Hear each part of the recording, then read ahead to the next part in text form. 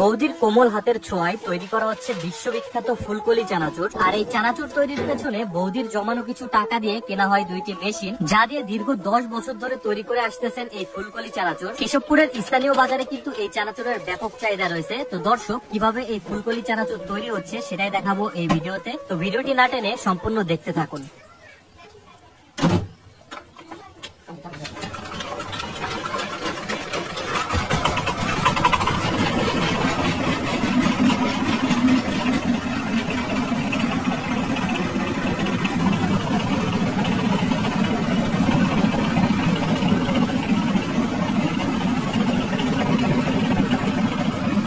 Machine থেকে এই খামিরগুলো নামিয়ে এবার কিন্তু ভাজার জন্য প্রস্তুত করা হবে।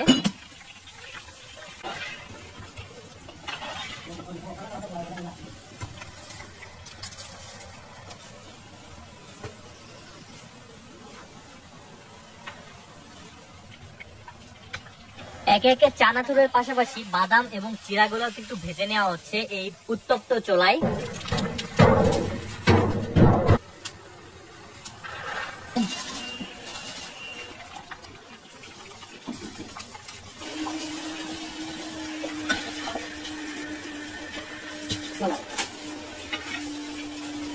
এখন আমি চানাচুরের চিপসটা ঢেলে দেবো।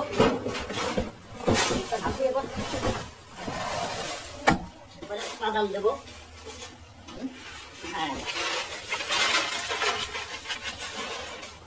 দিয়ে দেবো, মশলা দেবো, তারপরে মিক্সি করবো। হ্যাঁ, এখন এই ইয়েটা দিয়ে দেবো। প্রথমে দেবো বিট লবণ, তারপরে আপনার দেবো ধানের গুঁড়া। হ্যাঁ, আমরা নিজেরাই তৈরি করা, নিজেরাই মারাই করে। এই মশলাটা কত কেজি ভাজার জন্য বানাচ্ছেন দাদা? এটা আপনার 40 কেজি ভাজা হবে। এটা দিলাম মশলা, বিভিন্ন প্রকারের যে এলাচ, জিরা, গরম মশলা দিয়ে বিভিন্ন। এটা দিলাম টেস্টিং সস।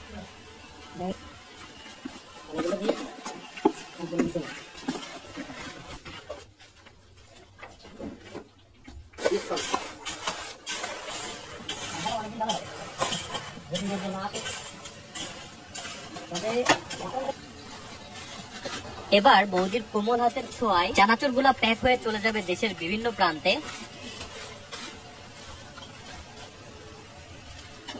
এই যে এই আবার তৈরি হয়ে গেল আমাদের স্পেশাল চানাচুর।